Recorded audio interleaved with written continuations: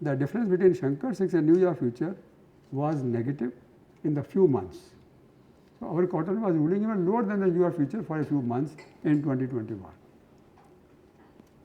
And then increased widely by 14 to 15 cents later on, because when the shortage appeared or mills were buying, and some exports happened also that year. When the New York started declining towards June, July, closing at 82 cents, and our cotton was still much higher. And it came down from 1.49 to 82 cents.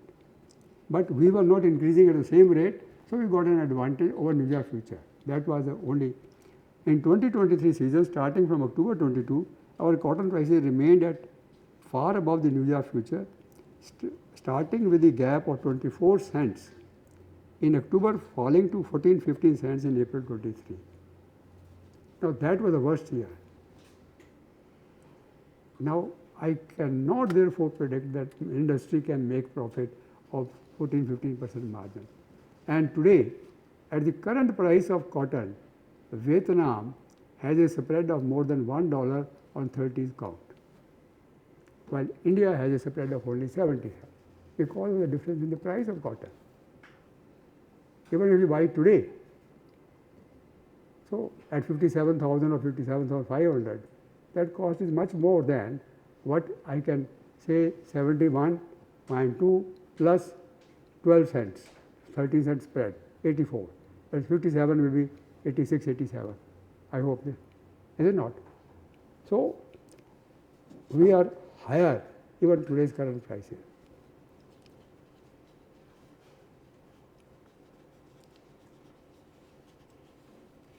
So this is how it is affecting the profitability of the companies in and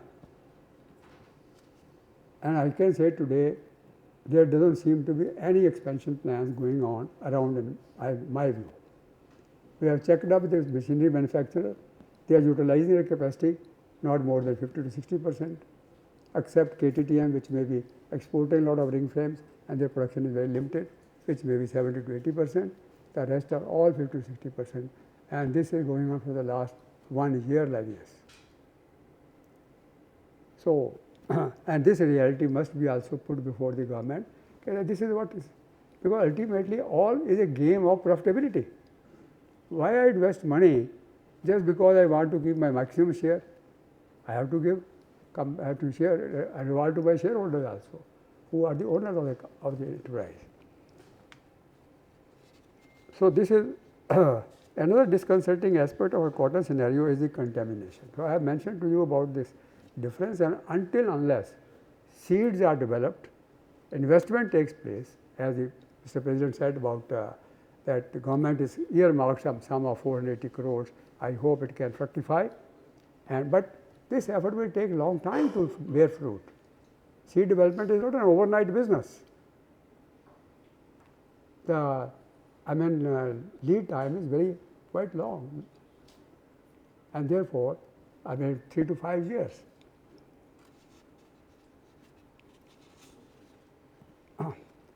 So we have to therefore make sure that this cotton becomes available to us at a reasonable cost.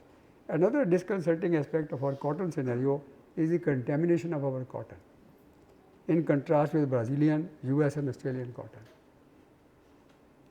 Now again, this issue is intertwined with the productivity seed, because you cannot do mechanization when your yield is only 300 or 400 kilos. Mechanization will not pay you back. Cost of mechanization will be high, but mechanization will be rewarding only when your yield goes to 700 to 800 kilos, and you are picking once only, not 3 to 4 times. So you have to develop such seeds which can all fruit together, give fruits together, and then the crop is harvested. Now this is where I think our seed developers, institutions like research institutes like Punjab Agricultural University or ICMR, they have to do all this work. Our yarn therefore sells at a discount in the markets because of this contamination. They know. All the brands are very cautious. Sensitivity about quality has increased considerably today. So this will be possible to reduce contamination through mechanical packing. This can be possible if we are able to increase our productivity through high yielding variety of seeds. It's likely to reduce the cost of farmer by adopting. Today, I'm sure you people are aware, I think farmer may be spending about 15 to 20% on picking about what he is receiving per quintal. Is it not? Yes, sir. So if that much is the cost which he is to pay, how can he, it is too big a cost of picking.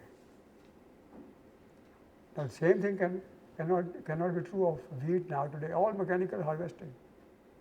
Rice is also so. Then people are not available. So I think we have numerous problems, and then contamination comes because of hand picking. So we are creating one problem after the other. So there is only one solution. Create high yielding varieties, seeds, and go for mechanical picking. And in China, Xinjiang area, they are going up to 90% mechanical picking now. At one time, they were like us. If you see 10, 12 years back, they were all hand picking. But today, they are 90% mechanical picking. Now, how vast a change they have been able to make. Why cannot we think in those terms? I don't know.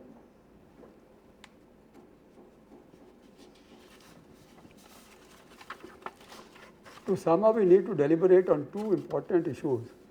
How we can increase land productivity, which is a fundamental issue I mentioned to you, 700 to 800 kg per hectare, which is equal to world average yield.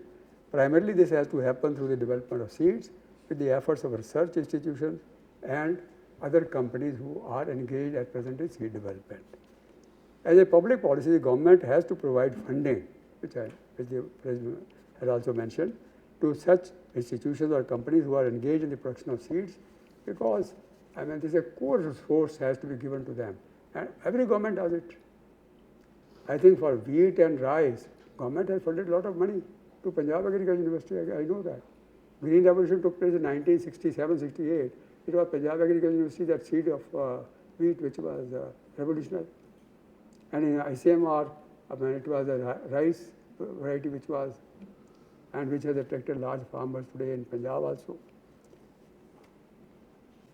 So this ultimately will help the government to save industry and save money by not subsidizing CCI, Cotton Corporation of India, if the cotton prices have to match with our competitor countries.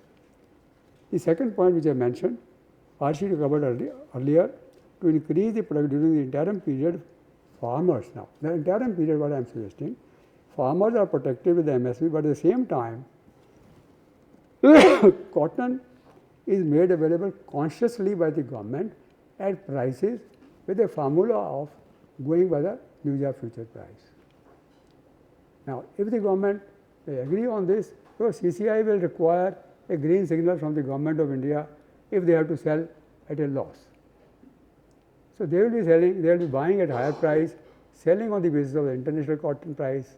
Now, that's the question begging answer, honestly speaking.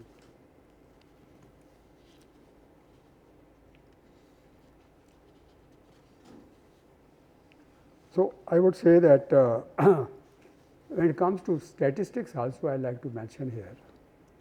President mentioned about balance sheet, reconciliation. I have taken up this matter with the Additional Secretary Textile. Why cannot you collect these statistics? It should be mandatory for ginner, mandatory for spinner. It used to be. Correct. Why you are so shy as if you are posing a big burden? I am willing to accept it, but it will benefit me also, knowing the macro level data, what is happening, so that I can take my own decisions. It helps me in decision making. But unfortunately, government has, I don't know, lagging in this understanding. They don't have any data. Depending on what to see, meet together, every ginner to give to CAI. It's not mandatory. There has to be a mandatory requirement, failing which he has to be punished. It's a violation of law. At time we used to give count-wise data. That was Textile Commissioner's demand. count-wise chart was to be given 10 to 20, 20 to 24 to 30 like this, and that data used to be published by the textile commissioner. But today, we are speculating. How much is the production? How much is the consumption? It varies from man to man, state to state. I think this is a country.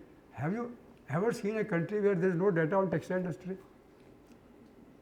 Our data will come much later, and data from China will come much earlier. I will know how much yarn has been exported by India to China than from Chinese statistics than from Indian statistics. And Bangladesh is also better. Vietnam is far better in statistics. But why have we done away with all this collection of statistics? As if this was a major burden on us and relieving us is ease of doing business. I don't know. It's not ease of doing business. It is rather unease of doing business because I cannot take good decisions.